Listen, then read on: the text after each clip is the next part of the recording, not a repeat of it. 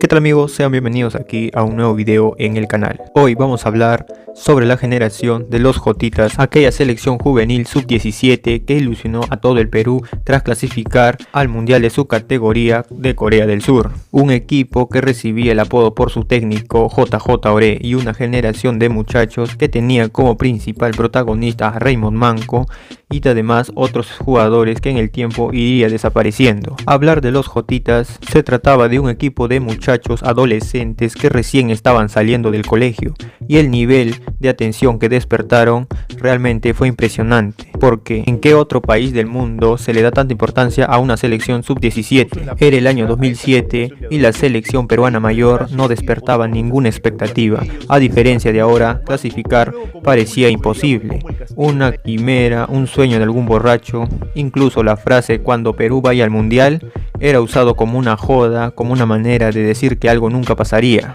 Después de 25 años sin ir a la Copa del Mundo, la selección peruana no era bien vista y el sueño de ir a un mundial era una utopía, y es aquí donde la clasificación al mundial de los Jotitas se magnifica. Era un país que necesitaba ilusionarse con algo y no lo encontraba, y esta histórica generación clasificaría en el Sudamericano Ecuador 2007. Y ahora veremos cómo fue la manera que esta selección juvenil clasificó a ese mundial. Se disputa un sudamericano en un país determinado, se divide en dos grupos entre 5 en el que juegan todos contra todos. Los 3 mejores de cada grupo pasan a un hexagonal final donde los 4 primeros irán a la cita mundialística. Y el equipo de JJ Oré arrancaría el 4 de marzo del 2007. Era una época por la que estos chicos empezaban su 5º año de secundaria, pero estaban ahí en Ecuador a punto de enfrentarse a la selección brasileña, que como siempre es favorita en todas las categorías. Y siendo sinceros, para este punto muy pocos le daban importancia a este equipo. Si la selección mayor no despertaba ninguna ilusión, mucho menos lo haría la selección sub-17. Tras el debut peruano harían un gran partido. Por primera vez en la historia, una selección de menores peruana vencía a Brasil. 2-1 sería el resultado de aquel milagroso debut. El primer gol lo marcaría el 7, la estrella del equipo, Raymond Manco. Raymond Manco era por lejos el más prodigioso de aquel equipo. La gente se empezó a pasar la voz para ver el equipo y verlo jugar a él. Aquel partido se recuerda que tras su gol se sacó el polo y enseñó aquel mensaje. Y aquel Brasil tenía un gran equipo donde también habría otra promesa perdida, Lulinha, que acabaría como el máximo goleador del torneo y marcó el empate de Brasil, pero aquella noche se haría la heroica para Perú y otra figura tomaría protagonista, Eder Hermosa. El arquero taparía un penal en el segundo tiempo y posterior a eso Perú encontraría la victoria con el gol de Cristian Latorre. Y después de este resultado, el rating de los partidos comenzó a subir.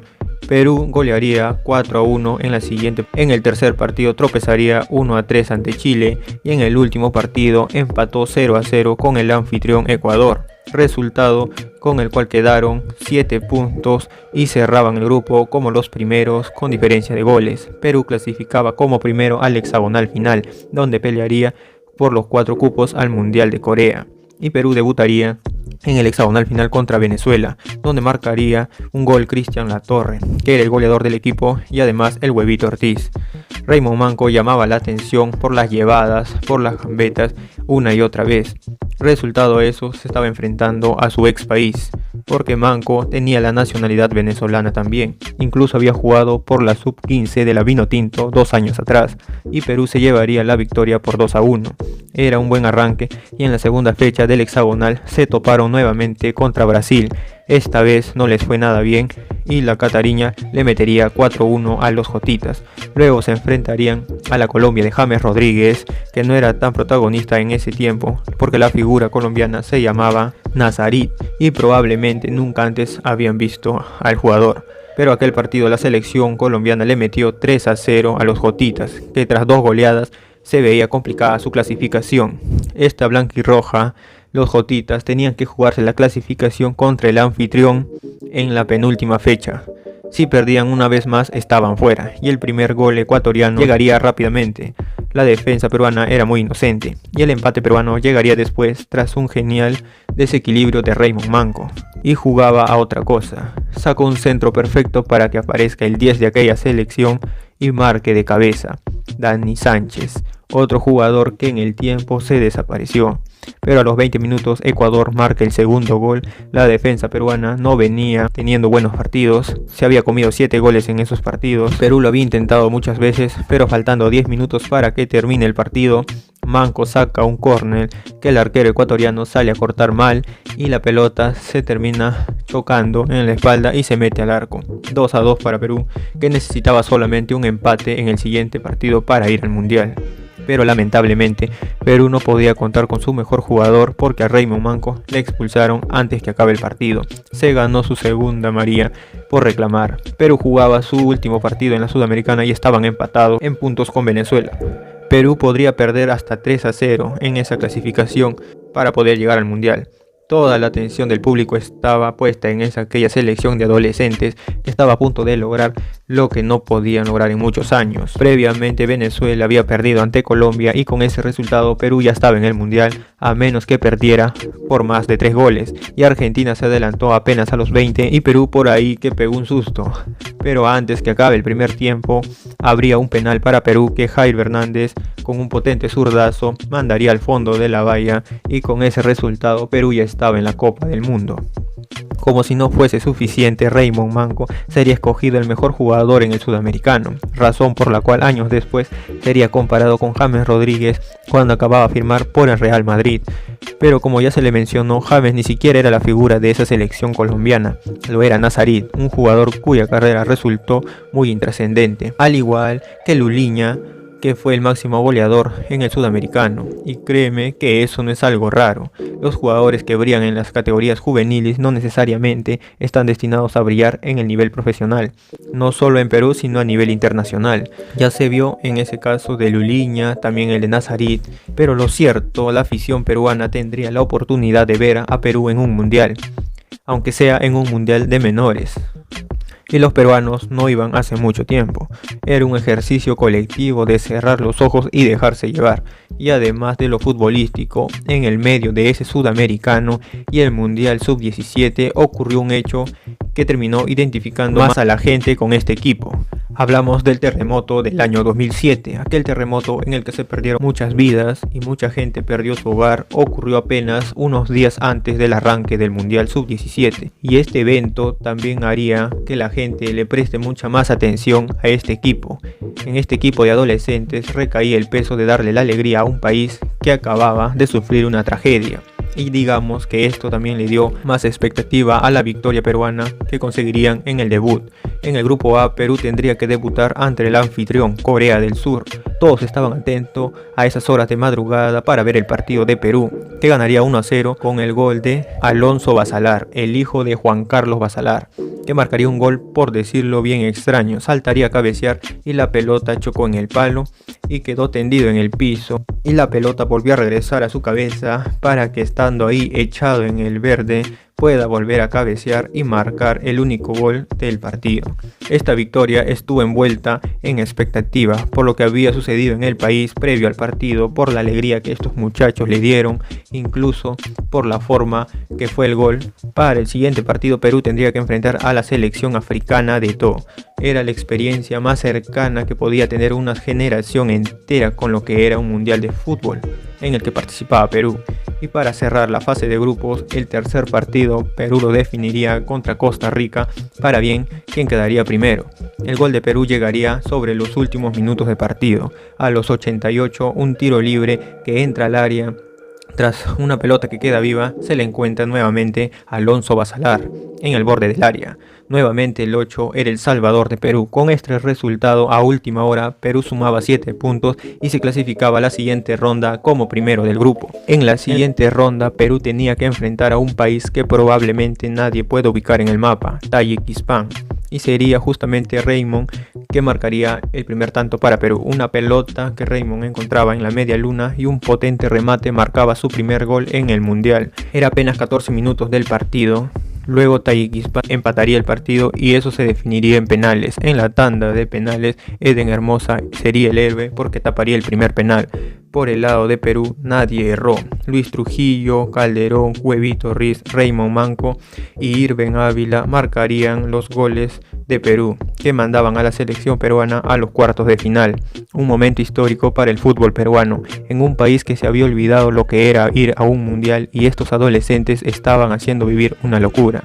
La selección de los Jotitas se acababa de meter entre los 8 mejores equipos del mundo de la categoría, y eran pocos los que se levantaban para ver los partidos de los Jotitas en el mundial. En cuartos de final, Perú se encontraría contra la selección africana de Ghana, que los derrotaría por 2-0, pero las expectativas de todos ya estaban puestas que lo que pudieran hacer estos muchachos más adelante. Lo cierto es que las ilusiones de la gente estaban muy lejos de la realidad. La atención mediática que tendrían estos muchachos era más de lo que podrían soportar estos muchachos. Y lo que más no pudo soportarlo fue Raymond Manco, que después de ese mundial se convirtió en el adolescente más famoso de Perú. Fama, dinero, estar siempre en el ojo de las cámaras fue algo que no le hizo bien a su carrera. Le hicieron creer que era el mejor de todos y luego estuvieron atentos para verlo tropezar y transmitirlo en hora estelar de televisión. La generación de los Jotitas también fue víctima, que le organizaron una miniserie a unos muchachos de 17 a 16 años. Debe ser una de las cosas más insólitas que se recuerde en Perú, porque no se imaginen que otro país se hayan hecho algo similar, hacer una miniserie contando la vida de unos muchachos que tenían 17 años, que acababan de vivir, y contando la carrera deportiva de unos muchachos que la mayoría ni siquiera era profesional. Esta venta de humo no tenía precedentes. Un país tan poco acostumbrado a los éxitos futbolísticos, y teniendo en cuenta lo mucho que les gusta el fútbol en el Perú, no tenían con qué ilusionarse. Todos querían vender un poco de humo con estos muchachos. Alonso Basalar, por ejemplo, lo querían vender al Chelsea, y el mejor club en el que jugó fue el Cienciano, donde llegó a batir un récord, siendo la primera vez en la historia que padre e hijo estaban en una misma cancha profesional. Pero de ahí en más, la carrera futbolística de aquel goleador de los Jotitas no tendría más capítulos por narrar. Eder Hermosa, por ejemplo, llegó a jugar en la profesional, aunque nunca fue convocado a la selección mayor.